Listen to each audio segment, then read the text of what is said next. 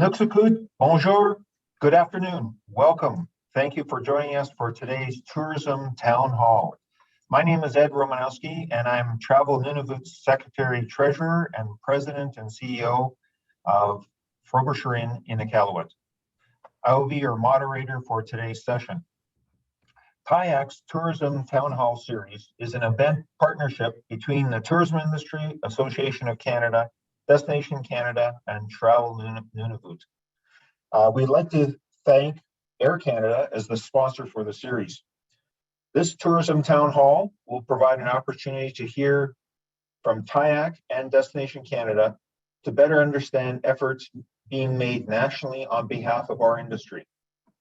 More importantly, this session will provide an opportunity to engage on issues affecting your businesses and the tourism industry in this territory during this time of COVID. It will also give you a chance to provide feedback on government policy for the recovery and rebuilding of our sector. Before we start, just a reminder that we will have time at the end of the session for Q&A. If you have any questions that you have not already sent to us in advance, please submit them through the Q&A interface that you can access at the bottom of your screen. You may want to check for that now. We'll pick them up during the course of the presentations. I don't promise to cover every question, but please note that today's session will be recorded and made available on the TIAC website. And lastly, for those of you that are more fluent in French, we have sent the presentations by email in French to you to easily follow along, and they will also be available on the TIAC website. For members of Travel Nunavut, we'll provide a summary in Inuktitut, French, and English of the key points from this session. And I understand that TIAC will provide that on their website as well.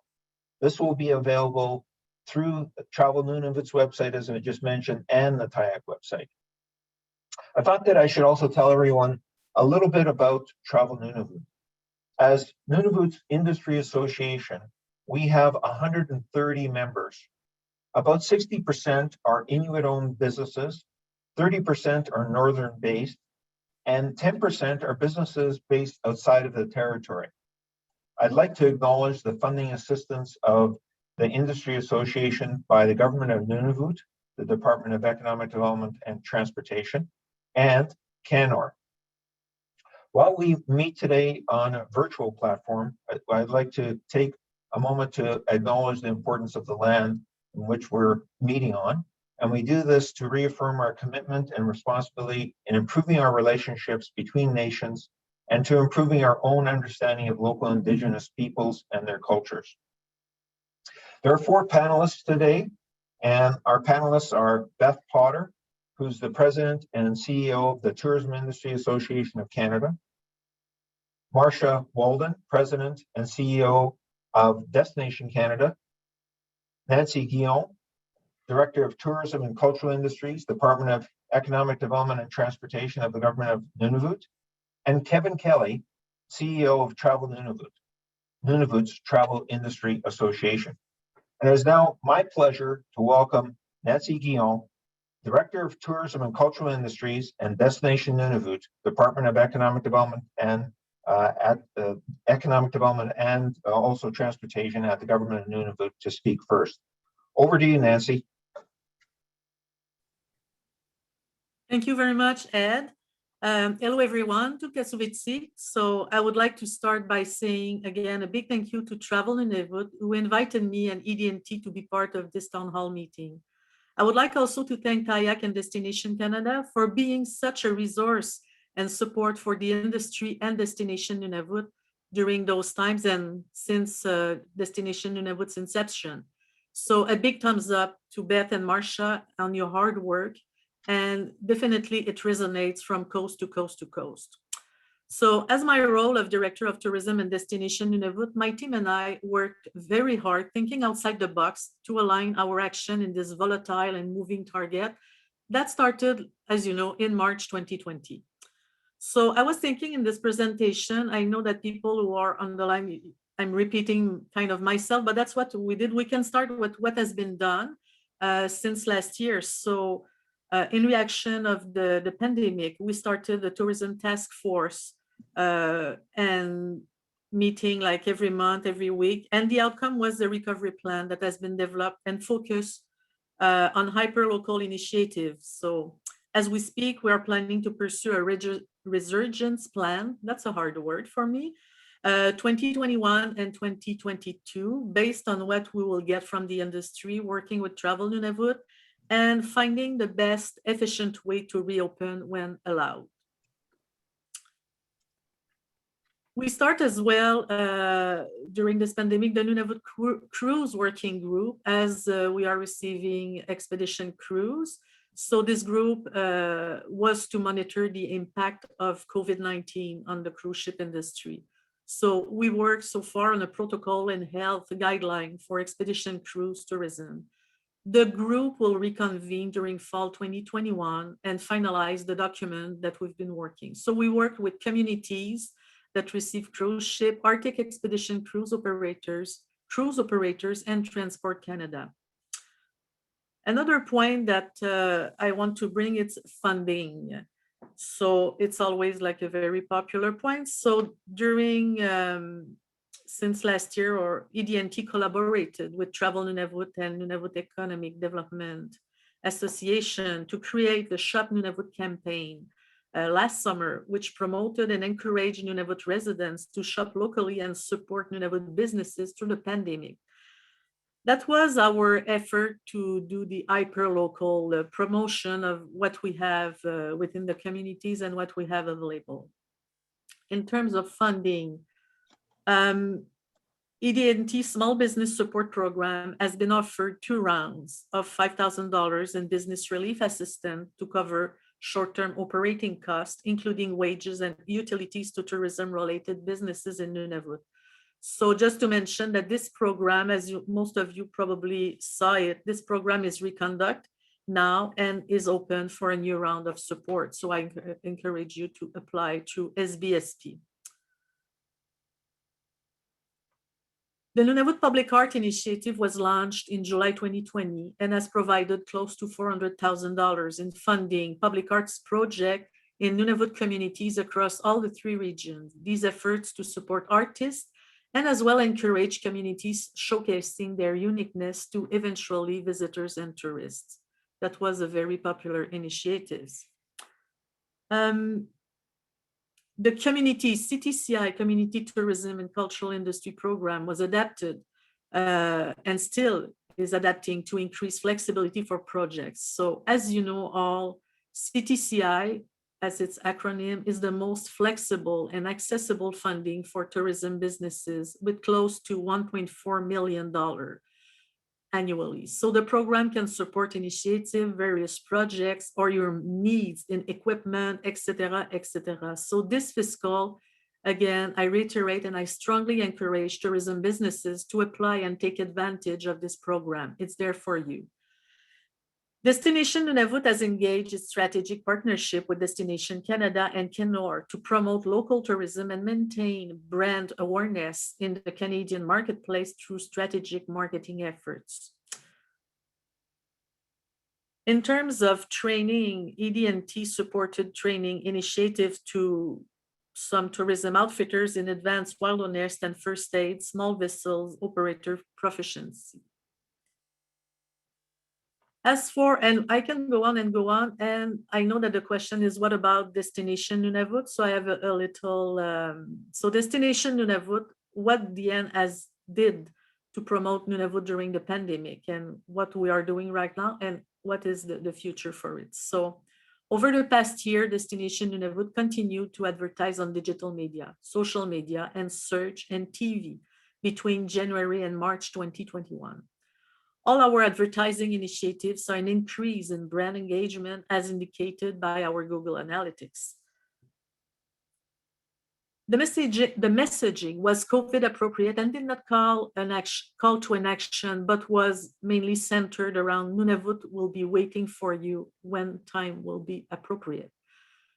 We got a TV buy that was a first for Destination Nunavut in the English and Canadian French markets. This generated like strong interest, particularly in the Francophone market, and our visitor centers saw immediately an increase in inquiries during that period. So the creative for all advertising was for outdoor activities, promoted activities such as Northern Lights, viewing wildlife, viewing, camping, etc. As of April 1st, when the third wave hit most of Canada, Iqaluit got its first COVID case. And it became apparent that the summer season would be canceled. That's what we're living right now. So Destination Nunavut will be attending next week the virtual RVC 2021. DN also supports 7 Nunavut businesses by paying the registration fees in this particular time to participate to the trade show. Starting in mid-May, DN will focus on search and social media channels on smaller budget compared to the previous year, although the most of the budget will shift toward destination development as we will build capacity and develop products in preparation for when we are ready to receive visitors. DN has also been leveraging these initiatives on the domestic market by sharing story, podcast, picture for promotion. So a question that we are asking like every day and that everybody's asking, what will be the sign for recovery and resurgence? So in our case, there's 2 indicators for recovery in Nunavut. The first is that our border has been closed for over a year. So therefore, when the government decides to open the borders, it would be a sign that tourism and visitor activity may begin. The second, but most important, is the resident sentiment. So residents are our initial and communities test for when our community will be open to welcome tourists again. Right now, even if the borders are open, our residents are still hesitant to welcome our residents are still hesitant to welcome visitors. So it may delay or not the recovery process, but it's something that we are looking for. Also, we will be watching closely as the vaccine is rolled out across the country. Once herd immunity is reached, it may be an excellent case to make 2 communities. Also, it will be critical to have standard safety guidelines across the territory, which would make visitors feel safe when they visit the territory. So what will be the focus on the end in recovery and resurgence? So the recovery process for Nunavut will be, we assume, long and slow, although DN will work closely with the industry association to ensure that standards, safety guidelines are implemented across the territory. This would help to restore travelers' confidence. DN will continue to support tourism businesses to ensure more promotion and outdoor activities. Destination Nunavut will as well focus on how to enhance sustainability and resilience while embracing the traveler experience. This is called resurgence, rejuvenating strategy. So we are looking to not have the problem of overcrowding in Nunavut, and tourism still have the potential to be one of the key economic pillars of the territory. So lastly, but not last in importance, we pursued during that time, in the background maybe, but still pursue very intensively the strategic work that has started in 2019 in our tourism summit. So remember, in 2019, we had around like 250 or 300 people gathering together about what tourism will be in the future of Nunavut. So from what we heard and what we have as a report, a framework on a regenerative approach on tourism development is being developed right now and is intended to bring meaningful return or social return, economic development. And of course, when time will be, we will work that like hand in hand with the travel association, with Travel Nunavut, Kevin, and the board and the industry. So that's my little spiel for today, group. And if you have any question, we'll go. But thank you all for having me. Thanks.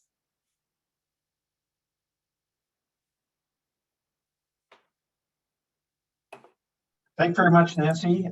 Merci. It is now my pleasure to welcome Beth Potter, President and CEO of the Tourism Industry Association of Canada. Over to you, Beth. Thank you, Ed. Inuksukuk, bonjour, good afternoon, everyone.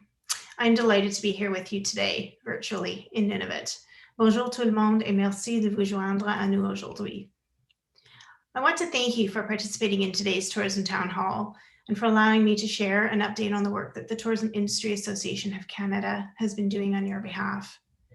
Before I start, I would like to first take a moment to acknowledge the ancestral and unceded territory of all the Inuit, Métis, and First Nations people that call this land home from coast to coast to coast. And we extend to them our respect for their valuable past and present contributions to this land. As many of you know, I recently joined TIAC as president and CEO, but I am no stranger to the industry and have been actively involved for more than 30 years. I understand how hard these past 15 months have been on you and how concerned you are about the future. Many of you are asking how we are going to get through this and what is TIAC doing to help. And that's why I'm here, to give you an update on our current activities, initiatives, and plans to lead Canada's tourism economy through to recovery. TIAC is the national voice for the tourism industry. We take action on behalf of Canadian tourism businesses, advocating, promoting, and supporting policies, programs, and activities that will benefit the sector's growth and development. And while our office is based in Ottawa, we work closely with our provincial and territorial counterparts, including Travel Nunavut. Kevin and the team keep us abreast of what is happening here so we can address the full range of issues facing this industry. In a nutshell, TIAC exists to give you a voice at the federal level so that you can keep focused on running your business. We are here to fight for you, which is exactly what we have been doing, fighting for your survival through this pandemic. For the past 15 months, we've been elevating the issues impacting our industry and meeting with officials, including MPs and senators, to share stories of industry challenges and needs. We have been pushing for sector-specific support and relief programs. From the very beginning of this pandemic, our message to government has been clear. The tourism industry is a vital economic generator and employer of millions. Canada cannot afford to lose its tourism industry. Tourism was the first hit, the hardest hit, and unfortunately will be the last to recover, and this industry needs support now and through to recovery. Our advocacy efforts continue daily, and we are happy to see tourism repeatedly mentioned in the budget this spring, which is an acknowledgement of the struggles of the industry. It is also a step in the right direction by the government in recognizing the value and contribution that this industry makes and the support required to ensure that we can rebuild. But what does this mean to you in your business? I want to highlight a few important pieces of the recently announced budget and want to mention that there are also a number of other measures in the budget that are not directly tied to tourism, but impact our sector. Things like affordable housing, broadband infrastructure, immigration policy, and funding for Parks Canada. The 2021 budget includes a $1 billion package for tourism support over 3 years. This includes funding through the regional development agencies, like CanNor, for festivals and events, and towards a tourism relief fund to support investments by local tourism businesses in adapting to public health measures in an effort to recover.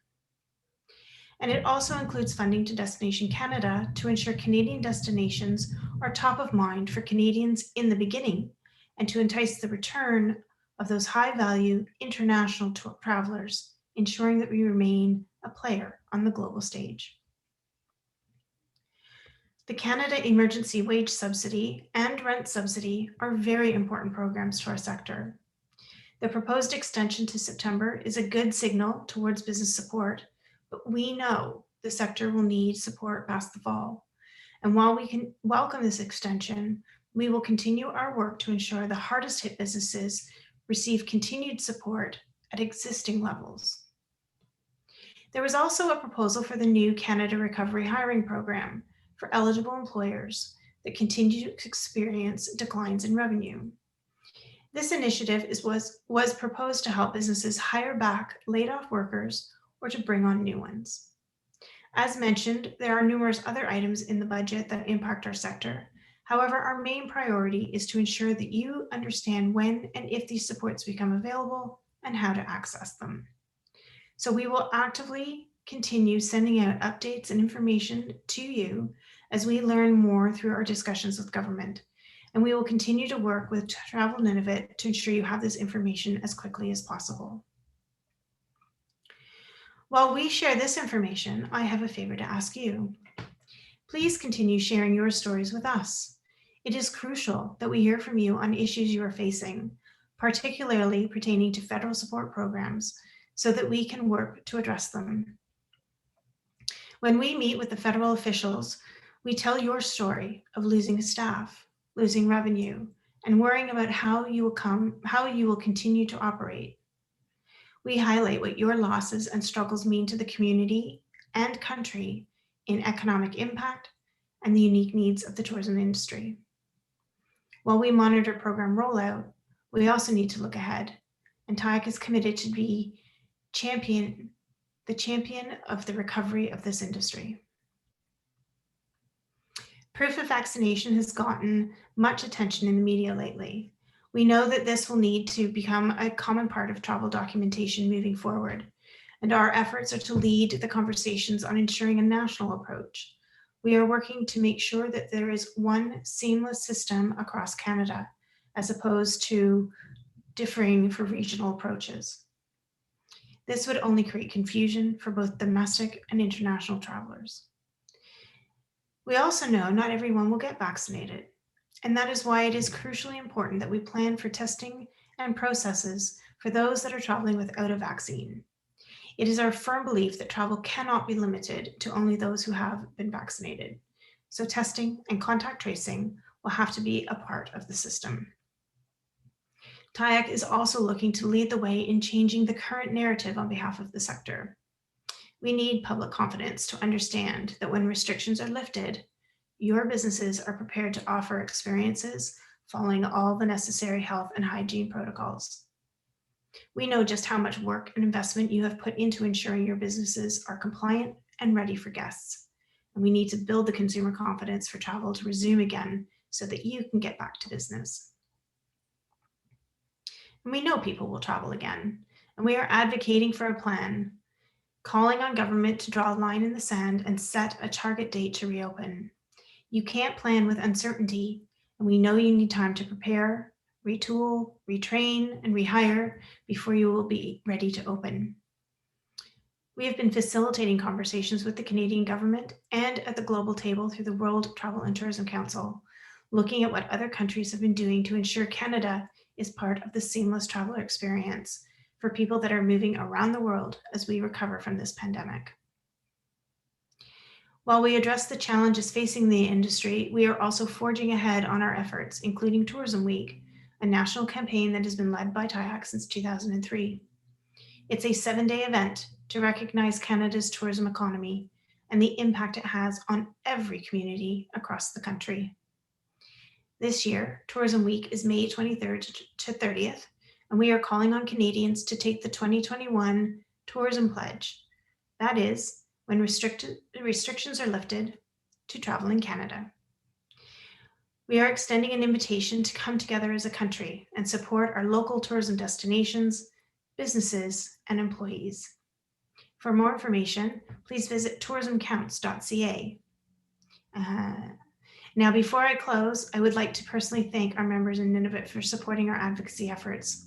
I encourage every one of you to get involved by supporting your local, provincial, and national organizations who are working on your behalf.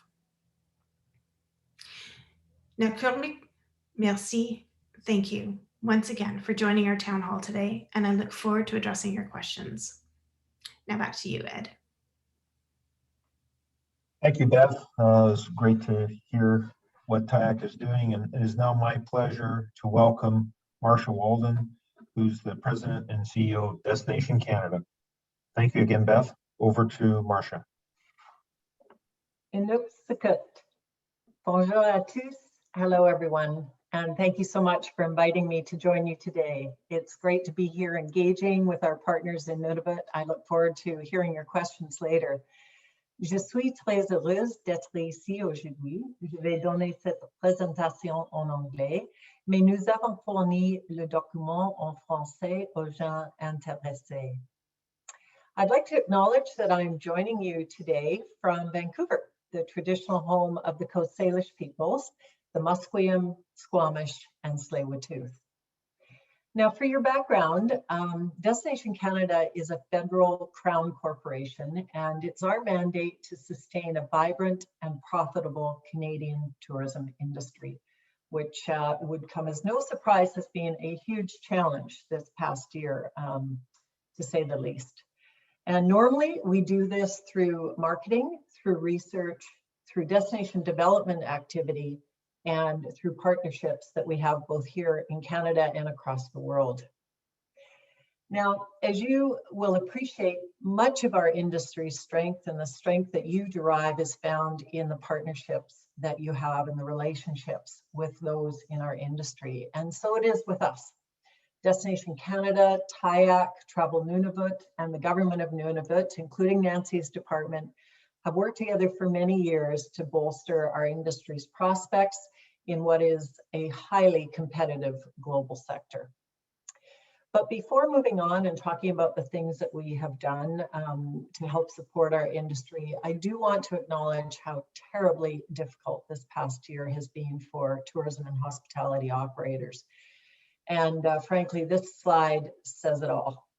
Even for those that are left standing at the moment, recovery is sure to be long and challenging as a path for many of you.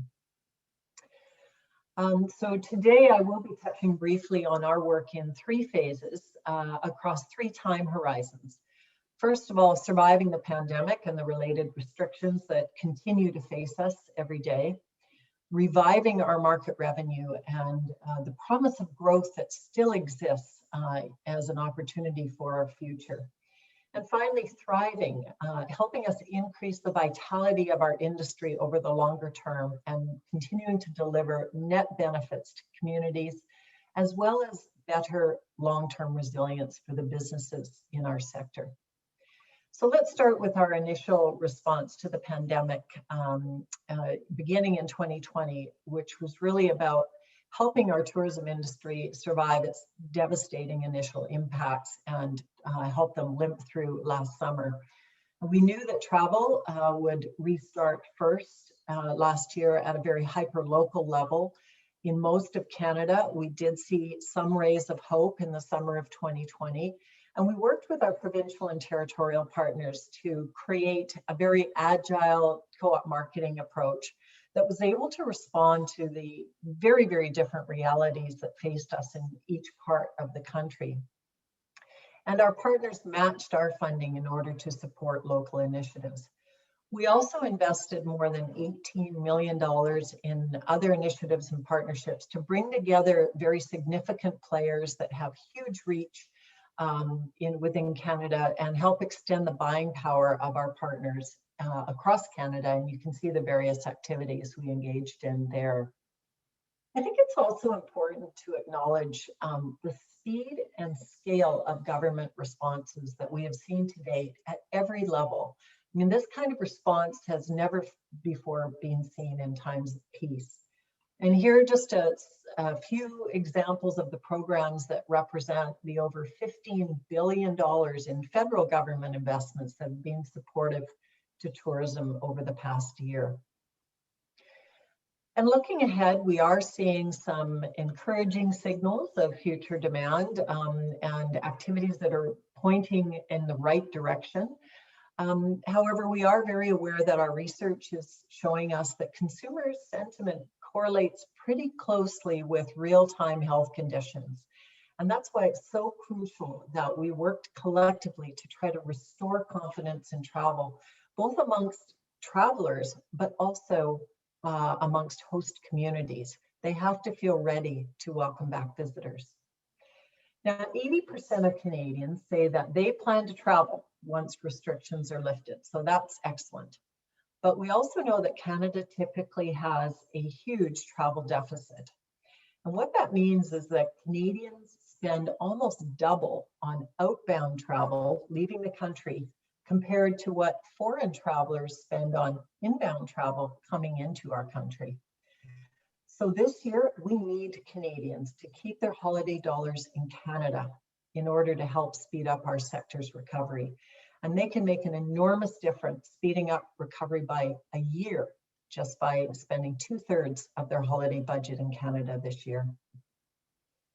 So a key part of our plan to revive revenue is this multi-phased approach that helps to align the messaging that we have with the evolution of health restrictions as they unfold across the country. And right now, we're still very much in the influence phase, but coming out of that soon, I'll say. And during this stage, we've really focused on a few key things. First of all, increasing Canadians' understanding of the importance of Canada's tourism industry so that they want to welcome visitors back to their community. Inspiring confidence in Canadians to travel domestically once restrictions are lifted. And reigniting that welcoming spirit that Canadian communities have always shown to visitors to make sure they feel that same sense of welcoming that they always have. So as conditions improve, we will begin to introduce more and more aggressive calls to action that will inspire Canadians to book and to plan and book their travel now. And many, of course, have already done so in anticipation of relaxed restrictions this summer and fall. And in the months ahead, all of us really need to work together to be sure that each of us is amplifying whatever social sharing we see amongst those early travelers, because their peer-to-peer sharing with their friends and family and colleagues can have a really significant impact on the confidence of others that will follow in their footsteps when it comes to travel. So here are a few examples of the work that we've done specific to Nunavut. On the upper right side of the screen, you may recognize Bernice and Justin Clark, owners of Uasu Soap in Iqaluit. They told us how their company spreads their love of Nuna, the true Inuit land. People all over the world are learning about the North. And when visitors are able to return, Bernice and Justin plan to take them onto the land to share their culture and to show just how powerful an experience that is. So even though Destination Canada's short-term efforts are focused on domestic travel by Canadians, we are remaining active in our key international markets as well.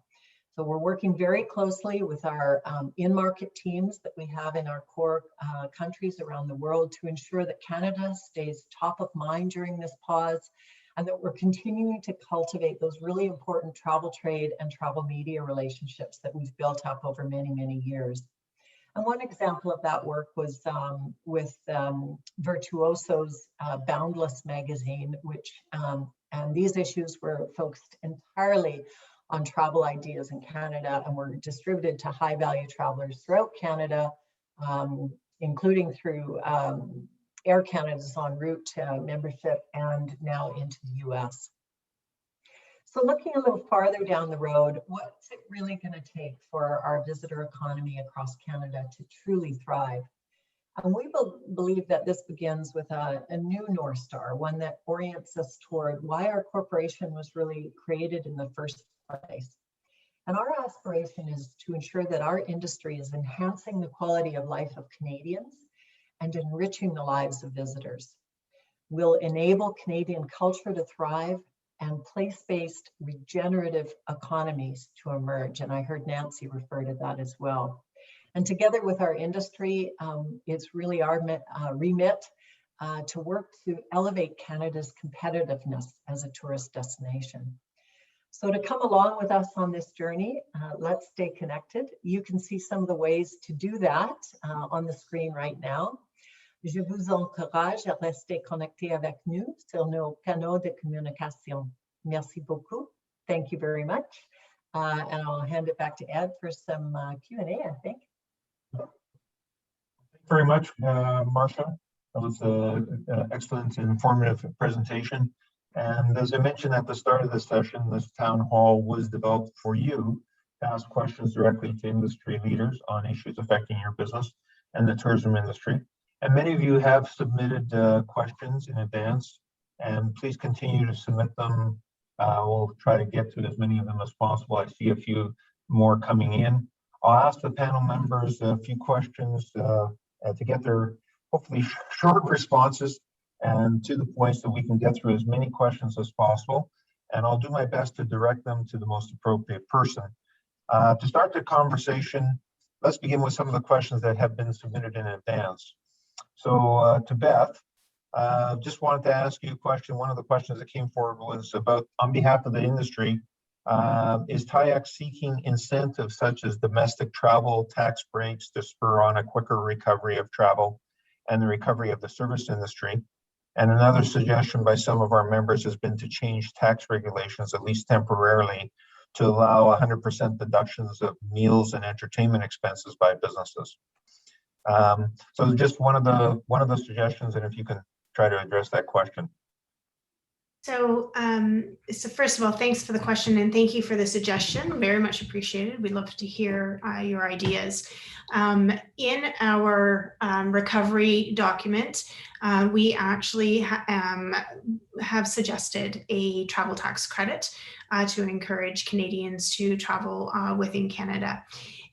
It was not included in the budget this year, but we will continue to take that suggestion forward and ask government to seriously consider an incentive to ensure Canadians will get back out on the road and explore this great country.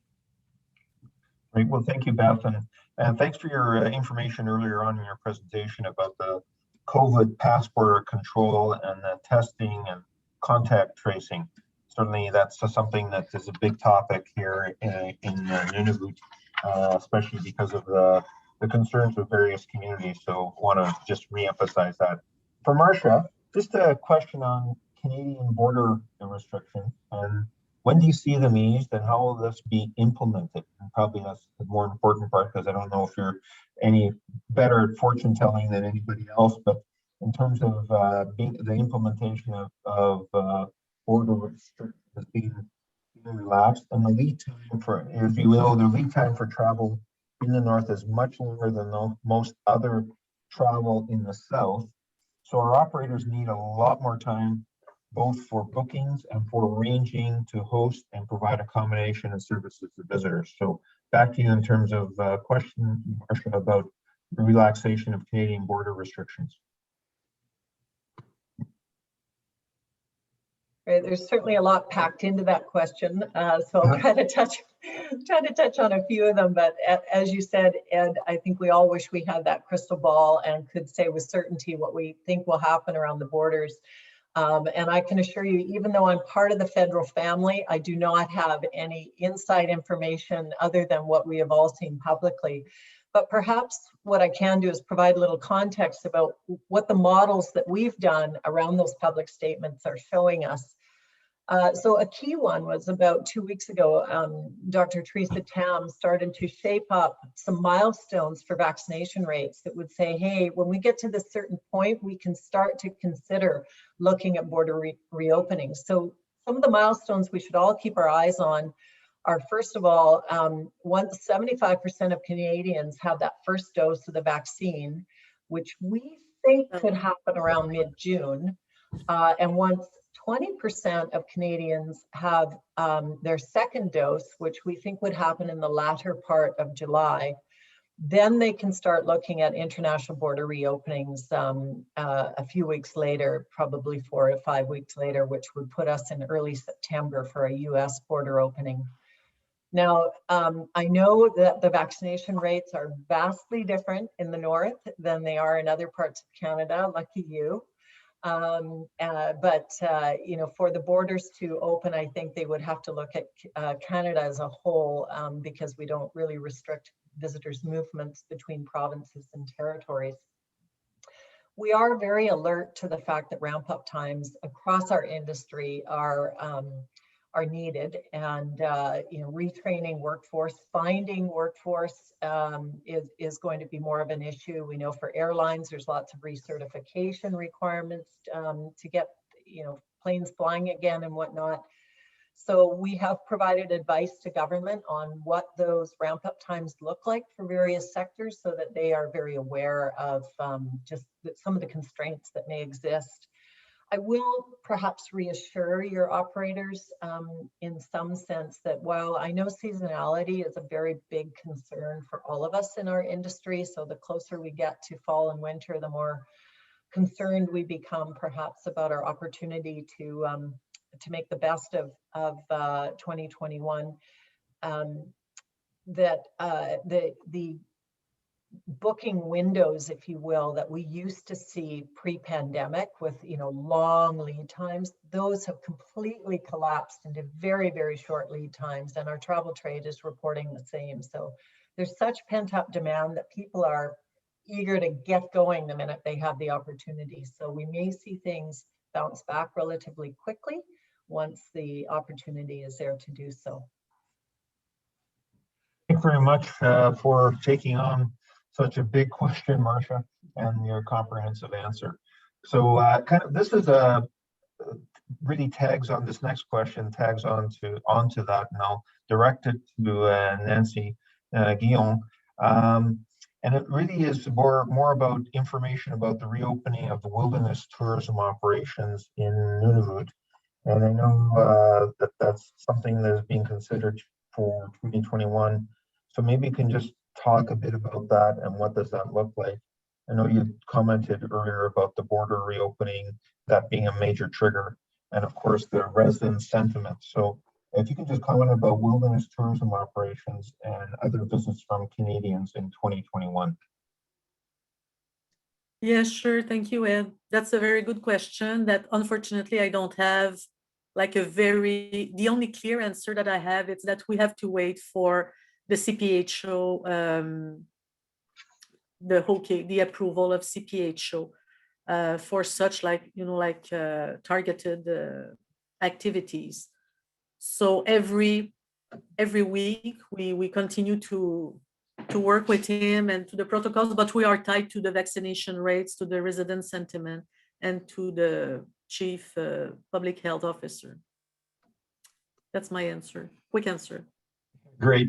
Well, thank you very much, Nancy. I'll go back to Beth, and just in terms of, and maybe Marsha will be able to answer part of this as well, but what is the TIAC doing to help with the issue around property, business, and liability insurance, the skyrocketing premiums, and the lack of available insurance altogether for some operators? It's certainly a growing issue in the north. Well, it is actually a growing issue across the country and across the entire suite of sectors that make up our industry. Prior to the pandemic, the insurance industry entered into a period of natural disasters that had taken place globally. There was a need to reestablish the liquidity and the reserve of the insurance industry as a whole. When the pandemic hit, it was right at the same time that two major underwriters decided to pull out of Canada altogether, which has left a bit of a void for us. So not only is the industry reevaluating its premiums and coverage, but there are fewer players to choose from. So we have taken this to the federal government. We started by taking it to the different provincial governments through the PTTIA, it very quickly we realized that this was going to be a federal issue. We are in conversations with the government, and we are looking at what other jurisdictions have done in situations like this to see if we can't find a solution that is proven to be successful and helpful to industry. So we're on it, but it certainly is. I understand it's like having a double whammy right now. Lack of revenue because of COVID, and then skyrocketing premiums, not helpful. So we're well aware of it, and we'll keep you updated. Thanks so much, Beth. I'll ask a question over to Kevin Kelly. Just a question about specific services that are being offered by Travel Nunavut to members to help them in the resurgence of their business, and dealing with being ready once the final major constraints of COVID are gone. Thank you very much, Ed, for that question. Right now, Travel Nunavut actually we're working on a resurgency plan. The board of directors will actually be reviewing the documents next week. And once we have an approval from the board of directors, that resurgency plan will go out to members. We'll be very proud to share that document. But just taking for a second, going back actually to Marsha's presentation when she was talking about a particular website, about Wasau Soap's website, we actually developed that website. We've, through a partnership agreement that we received with the Canadian Northern Economic Development Agency, over the past year, we've been developing several operator websites. Really happy to see that that those websites are seeing traffic, and as a result, Wasau Soap is actually really doing good revenue-wise because of that website. So I really do want to say a thank you to Canor and obviously to ET for that funding. But these are things that we've been working on. Also, we're very proud that very recently we've posted up on our website the Check-in Canada app. So really trying to work with our operators to help them get out to a global market. Once the borders start reopening again, and once business travel starts happening again, people will actually be able to book online, and they'll actually see a lot of our operators' products and services available versus that call me now function. So I'll leave it at that. Thank you. Thank you very much, Kevin. I might note that I see a number of comments coming in from people regarding just suggestions and ideas, and certainly we'll bring those forward back to the panelists. There's a question here from Marcus Wilkie in, I believe, Pangerton, and he's saying, I'm wondering whether there's an effort being made for a project that would develop true virtual tourism, something tied in with the North. And maybe Beth, or maybe Marsha might be best. Marsha, if you take a tackle at that one about developing virtual tourism, and especially in us trying to attract more visitors to Northern Canada. Well, at the federal level, I think that certainly our organization has not been investing directly in virtual tourism, other than to showcase the many experiences that we have to offer here in Canada. But we have seen a lot of innovation amongst tourism operators in the country to try to give a sense of what visitors might expect when they come to a particular experience, and some of those being very immersive and verging on the true definition of what a virtual travel experience would be.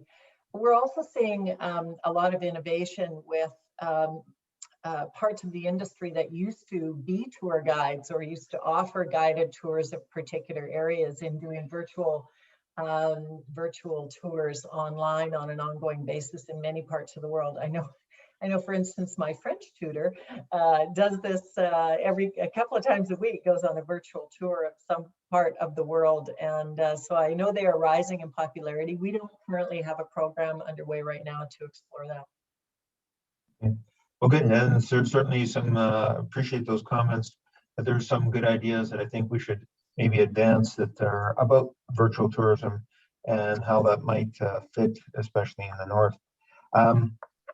There's another question that's being brought forward with regard to, and I'll point that question over to Kevin, and it's about communities opening up in 2021, 2022. Do you see all communities and destinations in Nunavut opening up to vacation and adventure travelers.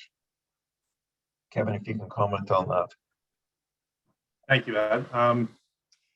Obviously, you know, we've discussed this at the board level quite extensively. You know, how we see this, you know, the rollout happening ultimately is, you know, we will see business travelers resume. I can certainly tell you that I've been working very closely with Nancy and ED&T to really push home the fact that the government needs to do a good job of communicating not only to business travelers, but to Nunavut in general, to say once travel is allowed, once business travel is allowed, to be expecting these travelers coming into your community, because it's not going to be enough to just open things up. So that's going to lead us into you know 2022, and hopefully seeing more tourists coming into the territory at that particular point. But ultimately, as I said, I foresee business traveler opening up first, and that I will remind everybody that that is our mainstay for the territory. Through the last several exit surveys, that's been certainly highlighted, that business travel is makes up a large component of a lot of our operators' revenue. Thank you. Well, thank you very much, Kevin. And I know Nancy mentioned in her presentation as well the importance of monitoring or understanding the residents' sentiments in the various communities as they consider reopening up, especially to vacation and adventure travelers. But that's another good segue into travel by government personnel. And we know in the North, and this is a question I'll direct to Beth. We know in the North, especially, how important the travel by government personnel is. Not that we want to spend even more government dollars, but we want to know what TIAC's position is in terms of promoting travel by government personnel within Canada. And again, for the North, that's especially important in terms of getting things restarted. So I think that you know, as we see people return to working in an office environment, when restrictions are lifted in each part of the country, that we will start to see a return to business travel, and whether it's government employees traveling or you and I traveling, business travel is an incredibly important part of our economy. And it is really important to our urban centers, and so and obviously, as you've just stated, in Northern Canada. So you know, we want to see, and we will certainly encourage the return of business travel. And I hope, you know, we're looking at, you know, what those projections might look like. And I think that once the restrictions are lifted, we're going to see a resumption of business travel come back fairly quickly. Watching what's happening in other jurisdictions, speaking to folks in the US as we've watched, you know, meetings and conventions come back, and other business travel come back. The uptick is there, the desire is there, and so it's something that we will absolutely be encouraging. Well, thank you, Beth. And in fact, that's a good intro to my next question over to Marsha, and that's with respect to what Destination Canada is doing to ready, especially international markets, for a restart of travel to the North. And again, we realize what the lead time is and how much that needs to be considered in promoting the restart of travel to the North. So, Marsha? Sure. Well, as I touched on briefly in my presentation, there's a lot of focus and a huge investment being made in encouraging domestic travel this year, which is not typically what we do, but we are showcasing all parts of Canada. And of course, we have some spectacular experiences in the North to talk about. And we're hopeful that Canadians will make this this is the year for Canadians to travel, because we certainly have capacity, and we're not having to compete with foreign visitors to get room at the inn, as they say. So we think it's a great year for Canadians to travel. In the international market, we, as I said, are continuing to be very present with our travel trade partners, our travel media, and with other earned media, especially in the US. The bulk of our international investments are being made into the US, including in business events, where we have a strategy that supports business meetings, major events, as well as incentive travel. And I know in the North, incentive travel is also a big component. So we are working with our city partners and provincial partners on the business events strategy. We do see small meetings coming back first, followed by more along the events line, and incentive travel, unfortunately, we're currently predicting will be last to recover in that sort of MICE environment. And so, working on air service development strategies and other things to really try to bring back business travel as quickly as possible. I think many forecasters are saying that business travel is likely to never quite fully recover to the levels we saw pre-pandemic, though we've learned a lot through living in Zoom land, and business travel may never find its way back to 100% of what we saw before. Well, thank you, Marsha, for that response to that question. In fact, it's a good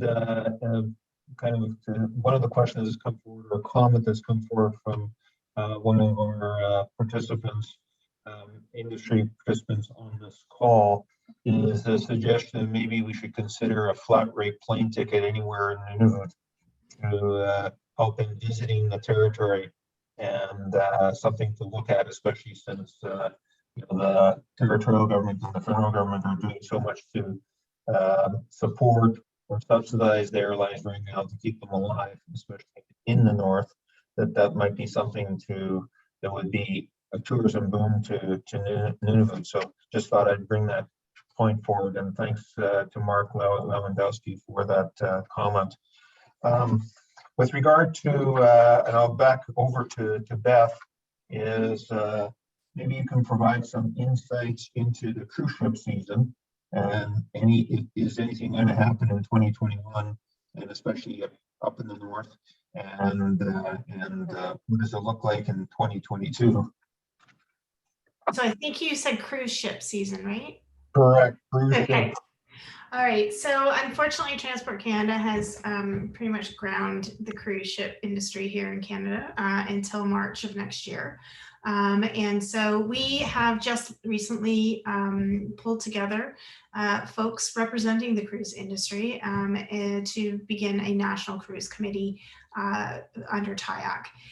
The idea is to make sure that we understand, first of all, every component of the cruise industry that we can, and to make sure that we are representing that sector to government, and making sure that we can get in there and convince Transport Canada to lift the restriction for the 2022 season.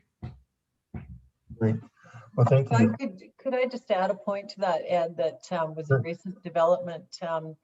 Very recently, the US lawmakers passed a bill around cabotage, or however you say that, cabotage, allowing American cruise ships to go straight from Seattle to Alaska without port of call in Canada. My concern is very much that may become a permanent fixture because of the way the language in that legislation was created. So it's a real concern, I think, for our industry as a whole, that port of call in Canada may not necessarily be required in future as things unfold. So just a tidbit on that. Great. Well, thank you for that insight. Question then back over to, I think it'll be over to Beth. It would be regarding airline pricing. And I know that with the assistance being provided to the airlines, that there are some conditions attached to it, but maybe you can talk about what we're expecting in terms of pricing of airlines, and given those restrictions, pricing of airline seats, whether or not there is some kind of control on that. And it has a huge impact on what's happening up in Northern Canada, of course. Right. So I think that still remains to be seen as we try to unpack and understand what will be happening from a government perspective as far as getting the routes back.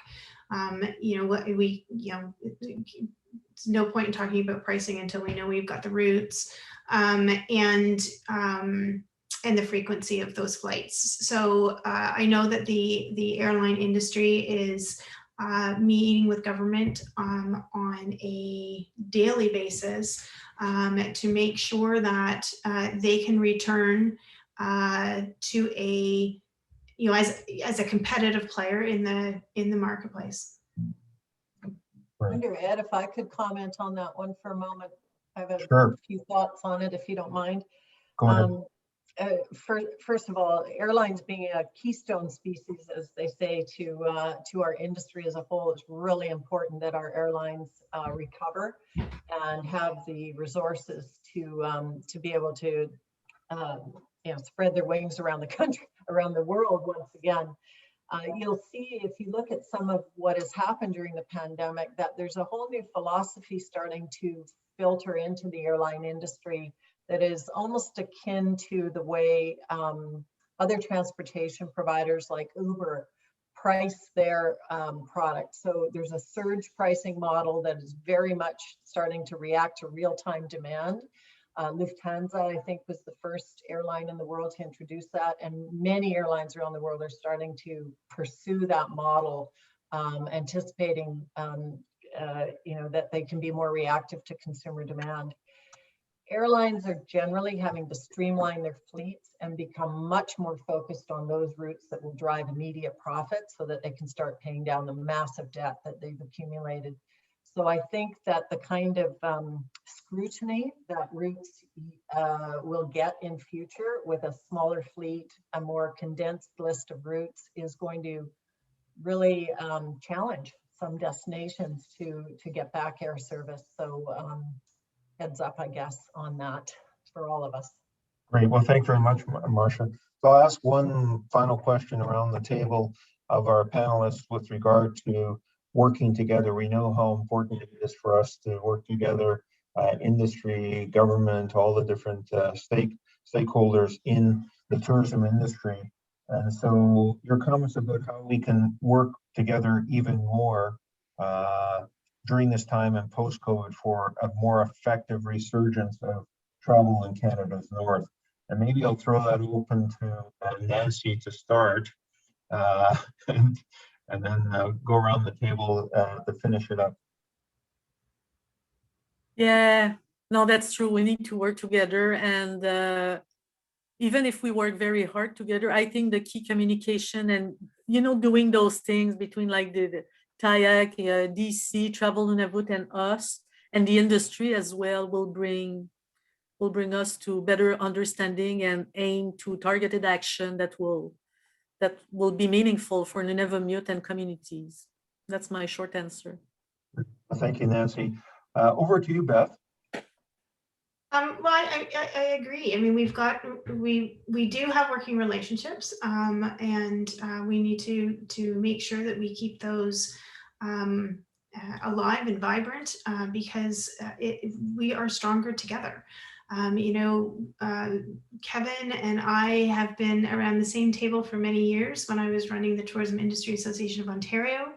And TIAC has a relationship with that table, and it's a very important one when we can come together and we can work with our colleagues on issues. And the more voices that we have, the stronger the message can be heard. So we will continue to do that, and not just with the TIAs, but also with the sector associations and the destinations as well. So. Very much part of our culture at our organization. Right. Well, and thank you, Beth. And I think that does emphasize the need for our members of Travel Nunavut to be involved and to certainly don't be afraid to say something because I think almost every voice can be heard in our industry. And I know even some of the smallest players do have some influence. So I really want to emphasize that. So Kevin, maybe over to you then, before I have Marsha address the question as well. So Kevin, from Travel. Thank you very much. Thank you very much. Absolutely, I think communication is key. I think I want to highlight a few things for some folks that that have tuned in, and we'll read the notes afterwards. And that we work very closely with the government of Nunavut, with Nancy's office, with Destination Nunavut, and I want to highlight the fact that the ED&T is participating in our monthly board meetings to bring us up to speed on what ED&T, what Destination Nunavut is doing for the industry. And then ultimately, with Beth's leadership now at TIAC, it's great to see her participating in the provincial territorial industry meetings that I sit on basically every 2 weeks now. So that the lines of communications are certainly open. Marsha, I don't want to leave you out, but ultimately, I certainly do feel that the ability for me to talk with any one of you is certainly there, and very much appreciate that. And I'll leave it at that. Great. Well, thank you, Kevin. Over to you, Marsha. Yeah, I certainly echo a lot of what I've just heard. I have a somewhat different take, perhaps, on collaboration. Though I think as a nation we do this well, and Canada, because of the way we're constructed, has an opportunity to do it even so much better.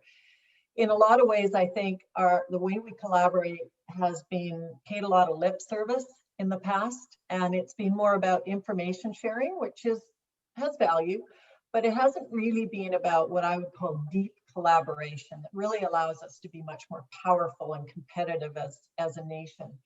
And so I'd say there's two areas where I think we can really make a difference in how we work together in future to help our industry be more competitive in sort of the DMO world that I live in, which is, we are competing on what has become a digital battlefield, and the best ammunition is incredibly good and pervasive data. And we have 150 little data silos that are valuable unto themselves, but put together have enormous power. And this is where we will be bringing our industry together to say, how do we really lean into the digital economy and use the information we have to enable our industry to be more competitive. The second area, I think, where much better collaboration would really enable our industry is to take a whole of government look at how to grow and develop our industry, to look across at, the impacts of parks and transportation and border services and labor policy, and really bring all the pieces that have such a big impact on the success of tourism, because it's such a complex industry that we are so often not in control of the levers that really have impacts on our industry, and to start to have a more strategic look at how tourism can be developed for the future from a product on the ground and whole of government perspective. So that would be my take on collaboration. Well, thank you very much, Marsha, and for our industry here in Nunavut, valued at well over $400 million. I think that's a big part of the economy here, and because of the size of our industry, it has even more of a significance in terms of the resurgence of the economy. So I'd like to thank the panel for their participation, their insight, and answering questions. I'd like to thank all of you for joining us for this town hall and for submitting your questions and also comments. I think we will pass the comments over to the panelists as well as any unanswered questions, and they'll endeavor to reply to your questions directly by email. And once again, thank you, merci, and nuksakut, to the Tourism Industry Association of Canada, Destination Canada, for partnering with Travel Nunavut and for being with us today. And a big thank you to our participants. So have a good afternoon. Au revoir. Inuksukut. Bye. Bye.